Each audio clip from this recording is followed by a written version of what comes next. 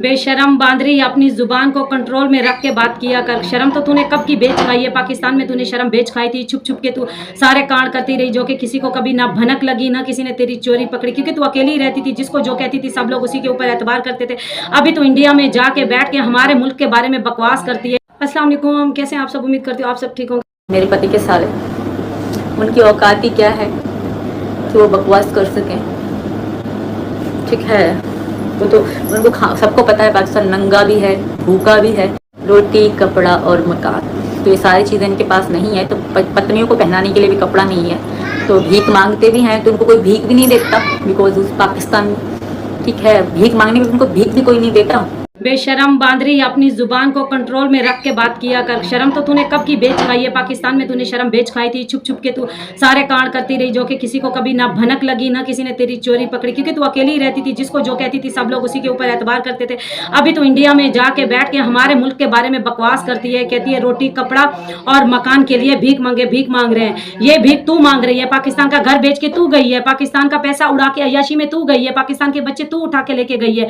ठीक है, और तो पाकिस्तान के बारे में इंडिया में पहुंच के तू समझती है कि मैं बड़ी सुकून के साथ इज्जत के साथ बैठी हुई हूँ, मेरा कोई कुछ नहीं कर सकता। तेरी लोकेशन बाकायदा हमें लोगों ने भेज दी है। तू यहाँ से हमारे पाकिस्तान से तू हमारे घर से बैठी हुई है 17 घंटे 24 मिनट के सफर पे। तू ये मत भूल के तू इसी जहां में बैठी हुई है। खबरदार अगर तूने फिर हमारे पाकिस्तान के बारे में ये बोला कि ये लोग तो भीख मंगे, ये लोग तो रोटी कपड़ा और छत के लिए रो रहे हैं। अल्हम्दुलिल्लाह 24 करोड़ की आबादी हमारे पाकिस्तान की, इससे भी ज्यादा है तकरीबन। ठीक है, तो क्या तूने उनको रोटी कपड़ा और छत लेके दिया है? भिखारन, उल्टा तो हमारे पाकिस्तान की छत बेच के अपनी अय्याशी के ऊपर तूने लगाया। इंडिया में जाके अनलीगल तरीके से तू जाके छुप के बैठी हुई और तू हम लोगों के ऊपर बात करेगी, हम लोगों के ऊपर बोलेगी कि रोटी कपड़ा छत के लिए हम लोग रो रहे हैं। हम नहीं रो रहे, अल्हम्दुलिल्लाह हमारे पास सब कुछ है। तो रो तो रही है तू, नेशनैलिटी के लिए तू रो रही है। भिखारन, अपने मुल्क की नेशनैलिटी थी, अपने मुल्क से मैं तू आजाद से रहती थी, आजाद से घूमती थी, आजाद से फिरती थी, वो तुझे इज्जत रास नहीं आई। अभी दूसरे मुल्क में जाके बैठ के तू उनसे भीख मांग रही है, मुझे नेशनैलिटी दे दो, मुझे पनाह दे दो अपने मुल्क में,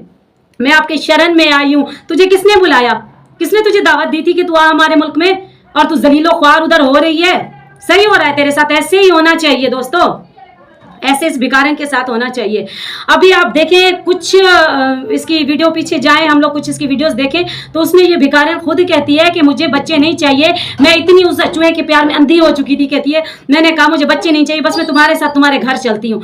इतनी हद तक कोई गंदा हो सकता है, कोई अंधा हो सकता है जैसे ये इतनी अंधी हुई गंदी औरत जो अपने पेट तक को भी भूल गई। ये अपने पेट के ऊपर से भी रास्ता ढूंढ लिया, इसने रास्ता क्रॉस करके जा रही थी। और पहले ये नेपाल गई तो किसने इसको पैसे दिए? तेरे वालिद साहब ने तुझे पैसे दिए, ये ले बेटी तो अय्याशी कर, या किसी यार ने दिए? यारों को तो तू खुद खिलाती थी, किसी को चाय बना के दे रही है, किसी को खाना दे रही है, किसी को कपड़े देती थी। ये थी इसकी असलियत। पहले भी नेपाल गई, अपनी चाची के पास बच्चे छोड़े, 10,000 उसको दे दिया कि चाची मैं जा रही हूँ, ग्रुप जा रहा है, हमारी सारी सहेलियां जा रही हैं कराची से दरबार में। एक बीबी की दरबार थी, सॉरी अभी मुझे नाम याद नहीं है, मैं वहां पे जा रही हूँ लाहौर में। ठीक है, उसके बाद ये अपने यार से मिलने के लिए गई। जब यार से मिलके आई, जब वहां पे गई तो इसकी नियत खराब हो गई। यार को कहती मैं तेरे साथ चलती हूँ, और वहीं चूहा कह रहा है कि तू बच्चों के बगैर नहीं जी पाएगी, तू वापस जा, तू बच्चे लेके आ। शायद आप लोगों को यकीन नहीं आएगा, पहले ये वीडियो मुलायजा कीजिए, उसके बाद मैं बात करती हूँ। ही खुद कहा था कि बिन माँ के बालक वहाँ पर तेरा कोई नहीं है, तो बिन माँ के बालक छोटे छोटे बालक हैं कि बिन माँ के बालक ऐसे ही रहेंगे। तू एक काम कर, तू यहाँ से, जब पहले नेपाल में मिले थे हम कि तू जा, ये तो ये कह रही थी मैं तुम्हारे साथ चलती हूँ। बच्चे घर पे थे, चाची वाली को चाची वाली कब तक रखती, सब टॉर्चर करते हैं।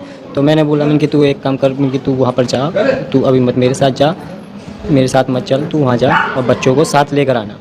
मैंने ही खुद कहा था इसको। आपने कहा था बच्चों को साथ लेकर? जी सर। अच्छा, मैंने तो कहा बिल्कुल अंधी थी, तो बस तुम चाहिए बच्चे बहन पाल लेगी, पर इन्होंने कहा नहीं तुम सारी जिंदगी रोती रहोगी। हाथों पे क्या है ये कट है सर, कैसे बॉर्डर पार करते लगे? इनसे लड़ाई में लगे। अभी तो ये तो अभी लगे थे, हम लड़े थे यहाँ भारत।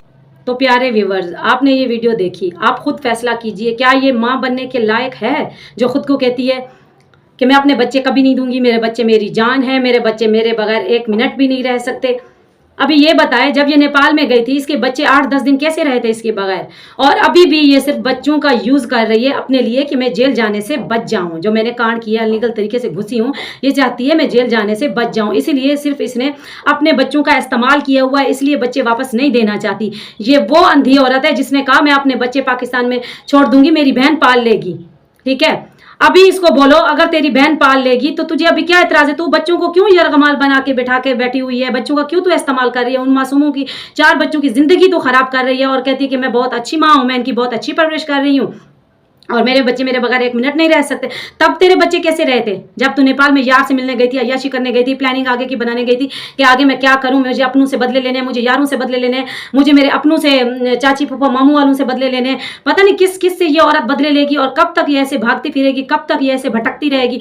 खुद तो भटक गई है, ठीक है, और साथ में अपनी बच्चियों की भी इसने जिंदगी खराब की हुई है। इसका क्या हक बनता है कि ये अपने बच्चों की जिंदगी खराब करे? ये तो वैसे भी उस चूहे के प्यार में इतनी पागल और अंधी हो चुकी थी, इसने खुद ये बयान दिए थे कि मैं इसके प्यार में अंधी हो चुकी थी।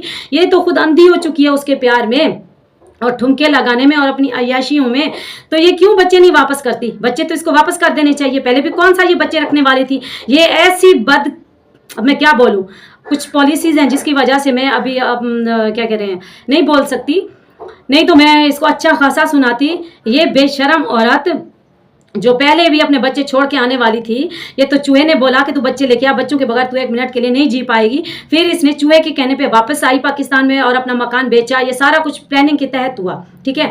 और ये जो पाकिस्तान वाले इसके यार हैं जिनने इसकी हेल्प की, इसका मकान बेच के दिया और इसको पैसे दिए मकान बेच के और इसकी सारी चीज़ें बनवा के दी, वो भी तो इन सब में मुलविस है ना।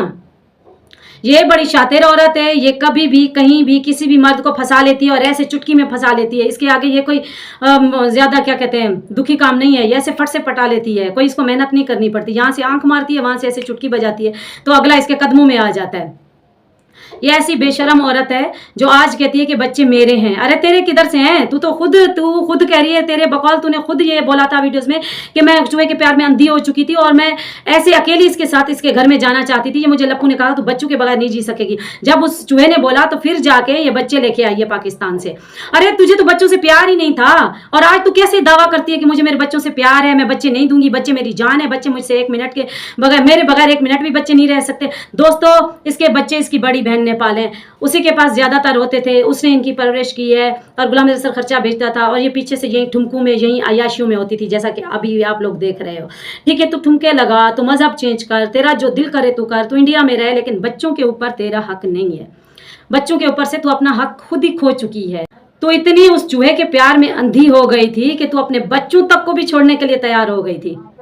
अभी फैसला आप खुद कीजिए दोस्तों, क्या ये अच्छे काम कर रही है? उधर बैठ के बच्चों की जिंदगियां खराब करके बैठी हुई है, हमारे पाकिस्तान के बारे में बहुत कुछ गलत बोलती है। शर्म आनी चाहिए इसको, जो कि इसको नहीं बोलना चाहिए। इसी पाकिस्तान का खा के गई है, 40 साल इसी पाकिस्तान में रह के गई है, इसी पाकिस्तान का कपड़ा पहन के गई है, इसी पाकिस्तान की रोटी खा के गई है, इसी पाकिस्तान में अय्याशियां करके गई है, इसी पाकिस्तान की तालीम जो ये हासिल करके गई। आज ये खुश होकर जो टूटे फूटे कमेंट पढ़ लेती है इंग्लिश में, उर्दू में, ये भी तो हमारे पाकिस्तान में तालीम हासिल करके गई है और आज हमारे पाकिस्तान को ये औरत बुरा भला कहती है। क्या कोई इससे पूछने वाला नहीं है? तू जहां पे खाती है उधर ही छेद करती है, उसी थाली में छेद करके वापस करती है। आज तू इंडिया का कहती है, इंडिया जिंदाबाद। अगर तुझे नेशनलिटी मिल जाए तो फिर कल को तू इंडिया का क्या करेगी? दोस्तों, ये आप लोगों के इंडिया को बेच खाएगी और आप लोगों को पता भी नहीं चलेगा। ये ऐसी फितनी औरत है आज जो हमारे पाकिस्तान के बारे में गलत बोलती है। पाकिस्तान में कोई कानून नहीं है, पाकिस्तान में कानून नहीं है तो तूने कैसे डॉक्यूमेंट्स बनवाए? पाकिस्तान में तो कानून नहीं है ना तेरे बकौल, तो तुझे कैसे बच्चों का बर्थ सर्टिफिकेट बना दिया गया? तुझे कैसे उन्होंने बेफार्म बच्चों के बना के दिए? तुझे कैसे बच्चों का एनएससी बना के दिया?